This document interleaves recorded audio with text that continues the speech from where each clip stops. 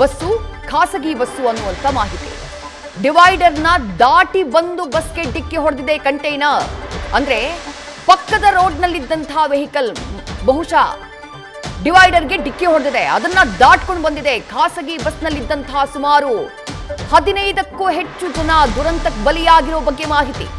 Christmas ಹಬ್ಬದ ದಿನವೇ ನಡೆದಿರುವಂತಹ ಘನಘೋರ ದುರಂತ ಇದು, ಹೃದಯ ವಿದ್ರಾವಕ ದುರಂತ ಇದು. ಡಿವೈಡರ್ನ ದಾಟಿ ಬಂದು ಡಿಕ್ಕಿ ಹೊಡೆದಿದೆ. ಅಪಘಾತದ ಮತ್ತಷ್ಟು ದೃಶ್ಯಗಳನ್ನ ಗಮನಿಸ್ತಾ ಇದ್ದೀರಿ. ಆಘಾತಕಾರಿಯಾದಂತಹ ದೃಶ್ಯಗಳು. ಸರಿ ರಾತ್ರಿಯ ಹೊತ್ತು ಅಂತಂದ್ರೆ ನಿಮಗೆ ವೆಹಿಕಲ್ಗಳ ಓಡಾಟ ಇರುತ್ತೆ, ಬಟ್ ವಿರಳ ಸಂಖ್ಯೆಯಲ್ಲಿ. ಆ ತಕ್ಷಣಕ್ಕೆ ಯಾರೋ ಡೇರಿಂಗ್ ಆಗಿ ಹೋಗಿ ಯಾರನ್ನಾದ್ರೂ ಬಚಾವ್ ಮಾಡ್ತಾರೆ ಅಂತಂದ್ರೂ ಕೂಡ ಅದು ಬಹಳ ಕಷ್ಟ ಸಾಧ್ಯ. ಆ ದೃಶ್ಯಗಳನ್ನ ಗಮನಿಸ್ತಾ ಇದ್ದೀರಿ. ಅಪಘಾತದ ಸಂದರ್ಭದಲ್ಲಿ ಆ ಬಸ್ ಹೊತ್ತಿ ಉರಿದಂತಹ ದೃಶ್ಯಗಳು. ಆ ನಂತರ ಅಗ್ನಿಶಾಮಕ ಸಿಬ್ಬಂದಿ ಸ್ಥಳಕ್ಕೆ ದೌಡಾಯಿಸಿದ್ದಾರೆ. ಬೆಂಕಿಯನ್ನ ನಂದಿಸುವಂತಹ ಕೆಲಸವನ್ನ ಕೂಡ ಮಾಡಿದ್ದಾರೆ. ಖಾಸಗಿ ಬಸ್ ಏಕಾಏಕಿ ಧಗಧಗಿಸಿ ಹೊತ್ತಿ ಉರಿದಿದೆ. ಪರಿಣಾಮ 15ಕ್ಕೂ ಹೆಚ್ಚು ಮಂದಿ ಸಾವನ್ನಪ್ಪಿರುವ ಬಗ್ಗೆ ಮಾಹಿತಿ ಲಭ್ಯವಾಗ್ತಾ ಇದೆ. ಅಪಘಾತ ಸಂಭವಿಸಿದ ಹೇಗೆ ಅನ್ನೋ ಬಗ್ಗೆಯೂ ಒಂದಿಷ್ಟು ಅಪ್ಡೇಟ್ಸ್ ಲಭ್ಯವಾಗ್ತಾ ಇದೆ. ಡಿವೈಡರ್ನ ದಾಟಿ ಬಂದು ಗುದ್ದಿದ್ಯಂತೆ ಕಂಟೈನರ್. ಅಲ್ಲಿಗೆ ಪಕ್ಕದ ರಸ್ತೆಯಲ್ಲಿದ್ದಂತಹ ಕಂಟೈನರ್ ಅದು ನಿಯಂತ್ರಣ ಕಳ್ಕೊಂಡು ಆ ಚಾಲಕನ ಬೇಜವಾಬ್ದಾರಿಯಿಂದಾಗಿ ಡಿಕ್ಕಿಯನ್ನ ಹೊಡೆದು ಅದಾದ ನಂತರ ಡಿವೈಡರ್ಗೆ ಡಿಕ್ಕಿಯನ್ನ ಹೊಡೆದು ಅದಾದ ನಂತರ ಸೀದಾ ರಸ್ತೆಗೆ ನುಗ್ಬಿಟ್ಟಿದೆ. ಈ ಬಸ್ಗೆ ಡಿಕ್ಕಿ ಹೊಡೆದಿದೆ. ಈ ಬಸ್ಗೆ ಡಿಕ್ಕಿ ಹೊಡಿತಾ ಇದ್ದ ಹಾಗೆ ಬೆಂಕಿ ಧಗಧಗಿಸಿ ಉರಿಯೋದಕ್ಕೆ ಶುರು ಮಾಡಿದೆ. ಸುಟ್ಟು ಕರಕಲಾಗಿರುವಂತಹ ಬಸ್ನ ಗಮನಿಸ್ತಾ ಇದ್ದೀರಿ. ಇಡೀ ಬಸ್ ಏನೂ ಉಳಿದಿಲ್ಲ. ಬಸ್ನಲ್ಲಿ ಅಸ್ಥಿ ಪಂಜರ ಮಾತ್ರ ಬಸ್ನಲ್ಲಿ ಉಳಿದಿರೋದು. ಏನು ಅಂದ್ರೆ ಏನೂ ಇಲ್ಲ ನೋಡಿ. ಇಡೀ ಬಸ್ ಸುಟ್ಟು ಕರಕಲಾಗಿದೆ. ಇನ್ನು ಅಪಘಾತದ ತೀವ್ರತೆ ಹೇಗಿತ್ತು ಅನ್ನೋದನ್ನ ಕೂಡ ಗಮನಿಸ್ತಾ ಇದ್ದೀರಿ. ಬಸ್ ನಜ್ಜುಗುಜ್ಜಾಗಿರುವುದನ್ನ ಕೂಡ ನೋಡ್ತಾ ಇದ್ದೀರಿ. ಒಂದು ಕಡೆ ಬಸ್ ಸುಟ್ಟು ಕರಕಲಾಗಿದೆ, ಮತ್ತೊಂದು ಕಡೆ ಬಸ್ಸು ನಜ್ಜುಗುಜ್ಜು ಕೂಡ ಆಗಿದೆ. ಅಂದ್ರೆ ಆ ಕಂಟೈನರ್ ಡಿಕ್ಕಿ ಹೊಡೆದಂತಹ ಪರಿಣಾಮ. ಡಿಕ್ಕಿ ಹೊಡಿತಾ ಇದ್ದ ಹಾಗೆ ಏಕಾಏಕಿ ಬೆಂಕಿ ಆವರಿಸ್ಕೊಳ್ಬಿಟ್ಟು ಎಂಜಿನ್ ಬ್ಲಾಸ್ಟ್ ಆಯಿತು ಅಂತ ಅನ್ಸುತ್ತೆ. ಬೆಂಕಿ ಆವರಿಸಿಕೊಳ್ತಾ ಇದ್ದ ಹಾಗೆ ಒಳಗಿದ್ದಂತಹ ಪ್ರಯಾಣಿಕರಲ್ಲಿ ಸುಮಾರು 15 ಜನ ದುರಂತದಲ್ಲಿ ಸಾವನ್ನಪ್ಪಿರುವ ಬಗ್ಗೆ ಮಾಹಿತಿ ಸಿಗ್ತಾ ಇದೆ. ಸಾವಿನ ಸಂಖ್ಯೆ ಇನ್ನಷ್ಟು ಹೆಚ್ಚಳವಾಗುವ ಸಾಧ್ಯತೆ ಇದೆ. ರೈಟ್, ಅಪ್ಡೇಟ್ ಲಭ್ಯವಾಗ್ತಾ ಇದೆ. 17 ಮಂದಿ ಪ್ರಾಣವನ್ನ ಕಳ್ಕೊಂಡಿದ್ದಾರೆ. ಇದು ಸದ್ಯಕ್ಕೆ ಲಭ್ಯವಾಗ್ತಾ ಇರುವಂತಹ ಮಾಹಿತಿ. 30ಕ್ಕೂ ಹೆಚ್ಚು ಪ್ರಯಾಣಿಕರಿದ್ರು ಬಸ್ನಲ್ಲಿ. ಅದರಲ್ಲಿ 17 ಜನ ಜೀವ ಕಳ್ಕೊಂಡಿದ್ದಾರೆ ಅನ್ನುವಂತಹ ಅಪ್ಡೇಟ್ ಸಿಗ್ತಾ ಇದೆ.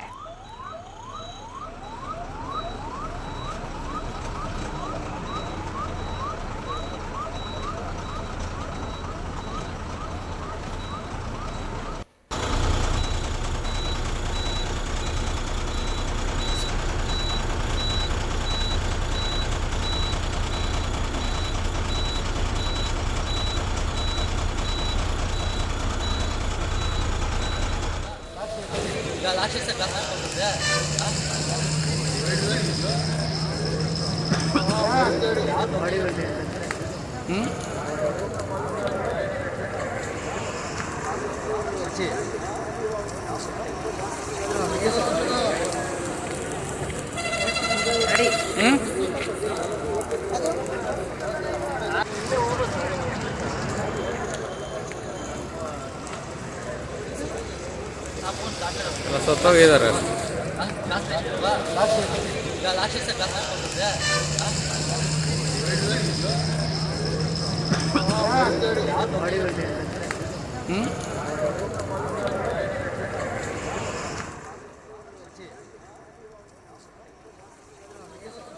ಒಂದ್ ಕಡೆ ಇವತ್ತು ಗುರುವಾರ, ಮತ್ತೊಂದು ಕಡೆ ಕ್ರಿಸ್ಮಸ್ ಹಬ್ಬದ ಸಂಭ್ರಮ. ಈ ಸಡಗರ, ಈ ಸಂಭ್ರಮದಲ್ಲಿದ್ದವರಿಗೆ, ಬಹಳ ಒಳ್ಳೆಯ ದಿನ ಅಂದ್ಕೊಂಡಿದ್ದವರಿಗೆ ಬೆಳ್ಳಂಬೆಳಗ್ಗೆ ಎಂಥ ಆಘಾತ ನೋಡಿ. ಎಂಥ ಭೀಕರ ದುರಂತ, ಎದೆ ನಡುಗಿಸುವಂಥ ದುರಂತ. ಸುಮಾರು 17 ಮನೆಗಳ ದೀಪ ಆರ್ಬಿಟ್ಟಿದೆ. ರಾಷ್ಟ್ರೀಯ ಹೆದ್ದಾರಿ 4ರಲ್ಲಿ ನಡೆದಂಥ ಭೀಕರ ರಸ್ತೆ ದುರಂತದಿಂದಾಗಿ. ಮತ್ತಷ್ಟು ಮಾಹಿತಿಯನ್ನು ನಮ್ಮ ಚಿತ್ರದುರ್ಗದ ಪ್ರತಿನಿಧಿ ರಾಘವೇಂದ್ರ ನೀಡ್ತಾ ಹೋಗ್ತಾರೆ. ರಾಘವೇಂದ್ರ, ನಿಜಕ್ಕೂ ಶಾಕಿಂಗ್ ಇನ್ಸಿಡೆಂಟ್ ಇದು. 17 ಜನ ಸುಟ್ಟು ಕರಕಲಾಗಿದ್ದಾರೆ ಅಂತಂದ್ರೆ ನಿಜಕ್ಕೂ ಆಘಾತಕಾರಿಯಾದಂತಹ ಘಟನೆ. ಆರಂಭದಿಂದ ತಿಳಿಸಬಹುದಾ ರಾಘವೇಂದ್ರ, ಹೇಗಾಯ್ತು ಈ ಅಪಘಾತ? ಬಸ್ನಲ್ಲಿ ಎಷ್ಟು ಜನ ಪ್ರಯಾಣಿಕರಿದ್ರು? ಕಂಟೈನರ್ ಏಕಾಏಕಿ ಬಸ್ಗೆ ಡಿಕ್ಕಿ ಹೊಡೆದಿದ್ದು ಹೇಗೆ? ಸದ್ಯ ಪ್ರಾಥಮಿಕವಾಗಿ ತಮಗೇನು ಮಾಹಿತಿ ಸಿಗ್ತಾ ಇದೆ ರಾಘವೇಂದ್ರ? ವಿಜಯಶ್ರೀ, ಖಂಡಿತವಾಗ್ಲೂ ಹಿರಿಯೂರು ತಾಲೂಕಿನ ಜವನಗೊಂಡನಹಳ್ಳಿ ಬೆಳೆದಂತಹ ಈ ಘಟನೆ ಖಂಡಿತವಾಗ್ಲೂ ತುಂಬಾ ಆಘಾತವನ್ನ ಉಂಟು ಮಾಡ್ತಕ್ಕಂಥದ್ದು. ಏನಂತಂದ್ರೆ ಬೆಳಗಿನ ಜಾವ ಸುಮಾರು 2 ಗಂಟೆ 15 ನಿಮಿಷಕ್ಕೆ ಆಗಿರ್ತಕ್ಕಂಥ ಈ ಘಟನೆಯಲ್ಲಿ ಸುಮಾರು 17ಕ್ಕೂ ಹೆಚ್ಚು ಜನ ಬಸ್ ಅಲ್ಲಿ ಸಜೀವವಾಗಿ ದಹನ ಆಗಿದ್ದಾರೆ ಅಂತಕ್ಕಂತಹ ಮಾಹಿತಿ ಪ್ರಾಥಮಿಕವಾಗಿ ಪೊಲೀಸ್ ಮೂಲಗಳಿಂದ ತಿಳಿದು ಬರ್ತಕ್ಕಂತಹ ಮಾಹಿತಿ ಅಂದ್ರೆ ಏನು, ಈಗಾಗಲೇ ಕಂಟೈನರ್ ಏನು ಬೆಂಗಳೂರಿನತ್ತ ಪ್ರವಾಸ ಮಾಡ್ತಾ ಇತ್ತು. ಈ ಕಂಟೈನರ್ ಮೊಟ್ಟ ಮೊದಲ ಬಾರಿಗೆ ಒಂದು ಡಿವೈಡರ್ಗೆ ಡಿಕ್ಕಿಯನ್ನು ಹೊಡೆಯುತ್ತೆ. ಡಿವೈಡರ್ಗೆ ಡಿಕ್ಕಿ ಹೊಡೆದ ಪರಿಣಾಮ ಎದುರುಗಡೆ ಬರ್ತಾ ಇರತಕ್ಕಂಥ ಬಸ್ಸಿಗೂ ಕೂಡ ಹೋಗಿ ಡಿಕ್ಕಿ ಹೊಡೆಯುತ್ತೆ. ಹಾಗಾಗಿ ಈ ಒಂದು ಅಪಘಾತ ಸಂಭವಿಸಿರ್ತಕ್ಕಂಥದ್ದು. ಏನು ಕಂಟೈನರ್ ಲಾರಿ ಏನು ಭೀಕರವಾಗಿ ಡಿಕ್ಕಿ ಹೊಡೆಯುತ್ತೆ, ಈ ಒಂದು ರಭಸಕ್ಕೆ ಆಕಸ್ಮಿಕವಾಗಿ ಅಗ್ನಿ ಅವಘಡವನ್ನು ಸಂಭವಿಸುತ್ತೆ. ಬೆಂಕಿ ಹತ್ತುಕೊಂಡು ಉರಿದಿರ್ತಕ್ಕಂಥದ್ದು. ಹಾಗಾಗಿ ಬಸ್ನಲ್ಲಿ ಸುಮಾರು 30ಕ್ಕೂ ಹೆಚ್ಚು ಜನ ಪ್ರಯಾಣಿಸ್ತಾ ಇದ್ರು ಅಂತಕ್ಕಂಥದ್ದು ಈಗ ಪ್ರಾಥಮಿಕ ಮಾಹಿತಿ. ಅದರಲ್ಲಿ ಸುಮಾರು 17ಕ್ಕೂ ಹೆಚ್ಚು ಜನ ಸಾವನ್ನಪ್ಪಿರಬಹುದು ಅಂತಕ್ಕಂಥದ್ದು ಕೂಡ ಪ್ರಾಥಮಿಕ ಮಾಹಿತಿಯಿಂದ ತಿಳಿದು ಬರ್ತಾ ಇದೆ. ಸದ್ಯ ಸ್ಥಳಕ್ಕೆ ಹಿರಿಯೂರು ಗ್ರಾಮಾಂತರ ಠಾಣೆಯ ಪೊಲೀಸರು ಕೂಡ ಆಗಮಿಸಿರುವಂತದ್ದು. ಹಾಗಾಗಿ ಈಗ ಶವಗಳನ್ನ ಹೊರತೆಗೆತಕ್ಕಂಥ ಕೆಲಸವನ್ನು ಕೂಡ ಮಾಡ್ತಾ ಇದ್ದಾರೆ. ಅದೇ ರೀತಿ ಗಾಯಗೊಂಡವರನ್ನ ಆಸ್ಪತ್ರೆಗೆ ಕಳಿಸುವಂತಹ ಕೆಲಸವನ್ನು ಕೂಡ ಸದ್ಯ ಮಾಡ್ತಾ ಇರ್ತಕ್ಕಂಥದ್ದು. ವಿಜಯಶ್ರೀ, ಈ ಕಂಟೈನರ್ ಚಾಲಕನನ್ನೇನಾದ್ರೂ ವಶಕ್ಕೆ ಪಡ್ಕೊಂಡಿದ್ದಾರಾ? ಅಂದ್ರೆ ಅಪಘಾತಕ್ಕೆ ಎಕ್ಸಾಕ್ಟ್ ಆಗಿ ಏನ್ ರೀಸನ್ ಆಯ್ತು ಅನ್ನೋ ಬಗ್ಗೆ ಏನಾದ್ರೂ ಸದ್ಯಕ್ಕೆ ಇನ್ಫಾರ್ಮೇಶನ್ ಸಿಗ್ತಾ ಇದೆಯಾ? ವಿದ್ಯಾಶ್ರೀ, ಸದ್ಯಕ್ಕೆ ಇರುವಂತಹ ಮಾಹಿತಿ ಪ್ರಕಾರ ಏನು ಈ ಒಂದು ಕಂಟೈನರ್ ಲಾರಿ ಚಾಲಕ ನಿದ್ದೆ ಮಂಪರ್ನಲ್ಲಿದ್ದ. ಹಾಗಾಗಿ ಅಜಾಗರೂಕತೆಯಿಂದ ವೇಗವಾಗಿ ಚಾಲನೆಯನ್ನು ಮಾಡ್ಕೊಂಡು ಬರ್ತಾ ಇದ್ದ. ಈ ಸಂದರ್ಭದಲ್ಲಿ ನಿದ್ದೆಯ ಮಂಪರಿನಲ್ಲಿ ಡಿವೈಡರ್ಗೆ ಡಿಕ್ಕಿಯನ್ನು ಹೊಡೆದ ಅಂತಕ್ಕಂಥದ್ದು ಸದ್ಯ ಪೊಲೀಸ್ ಮೂಲಗಳಿಂದ ಮಾಹಿತಿ ತಿಳಿದು ಬರ್ತಾ ಇರ್ತದೆ. ರಾಘವೇಂದ್ರ, ಈಗ ಬಸ್ಸು ಬೆಂಗಳೂರಿನಿಂದ ಶಿವಮೊಗ್ಗದ ಕಡೆಗೆ ಹೊರಟಿತ್ತು. ಕಂಟೈನರ್ ಅಪೋಸಿಟ್ ಡೈರೆಕ್ಷನ್ ಅಲ್ಲಿ ಬರ್ತಾ ಇತ್ತಾ? ಖಂಡಿತವಾಗ್ಲು ವಿಜಯಶ್ರೀ, ಅಪೋಸಿಟ್ ಡೈರೆಕ್ಷನ್ ಅಲ್ಲಿ ಬರ್ತಾ ಇರ್ತಕ್ಕಂತಹ ಇದಕ್ಕೆ ಡಿವೈಡರ್ಗೆ ಡಿಕ್ಕಿ ಹೊಡೆದ ತಕ್ಷಣ ಅನ್ಕಂಟ್ರೋಲೇಬಲ್ ಆಗಿ ವಾಹನ ಹೋಗಿ ಬಸ್ಸಿಗೆ ಟಚ್ ಆಗುತ್ತೆ. ಹಾಗಾಗಿ ಆ ಸಂದರ್ಭದಲ್ಲಿ ಬೆಂಕಿ ಹೊತ್ಕೊಂಡು ಈ ಒಂದು ಅವಘಡ ಸಂಭವಿಸಿರ್ತಕ್ಕಂಥದ್ದು. ವಿಜಯಶ್ರೀ, ಓಕೆ, ಒಟ್ಟು 30ಕ್ಕೂ ಹೆಚ್ಚು ಪ್ರಯಾಣಿಕರಿದ್ರು ಅನ್ನುವಂಥ ಮಾಹಿತಿ. ಬಸ್ನಲ್ಲಿ ಇದ್ದವ್ರು ಯಾರಾದ್ರೂ ಬಚಾವ್ ಆಗಿದಾರಾ? ಆ ಬಗ್ಗೆ ಏನಾದ್ರೂ ಇನ್ಫಾರ್ಮೇಶನ್ ಸಿಗ್ತಾ ಇದೆಯಾ? ಸ್ಥಳದಲ್ಲಿ ಯಾರಾದ್ರೂ ರೆಸ್ಕ್ಯೂ ಮಾಡಿದ್ರಾ? ಹೇಗೆ, ಏನ್ ಮಾಹಿತಿ ಇದೆ ರಾಘವೇಂದ್ರ? ಖಂಡಿತ ಈ ಒಂದು ಘಟನೆ ನಡೆದ ತಕ್ಷಣ ಸ್ಥಳೀಯರು ಕೂಡ ಅಲ್ಲಿ ಸಾಕಷ್ಟು ಜನರನ್ನ ರಕ್ಷಣೆ ಮಾಡುವಂತ ಕಾರ್ಯವನ್ನು ಮಾಡಿದ್ದಾರೆ ಅಂತಕ್ಕಂಥ ಮಾಹಿತಿ ತಿಳಿದು ಬರ್ತಾ ಇದೆ.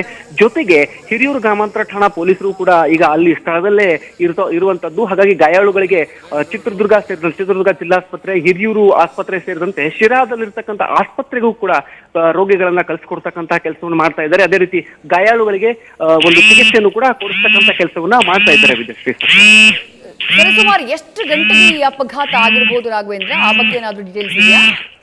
ವಿಜಯಶ್ರೀ, ಒಂದು ಸ್ಥಳೀಯರಲ್ಲಿ ಲೋಕಲೈಟ್ಸ್ ಏನಿದ್ರು ಆ ಒಂದು ಹೇಳ್ತಕ್ಕಂಥ ಮಾಹಿತಿ ಪ್ರಕಾರ ಒಂದು ಈ ಘಟನೆ ನಡೆದಿರ್ತಕ್ಕಂಥ ಸುಮಾರು 2 ಗಂಟೆ 15 ನಿಮಿಷದ ವೇಳೆಗೆ ನಡೀತು ಅಂತಕ್ಕಂತಹ ಮಾಹಿತಿ.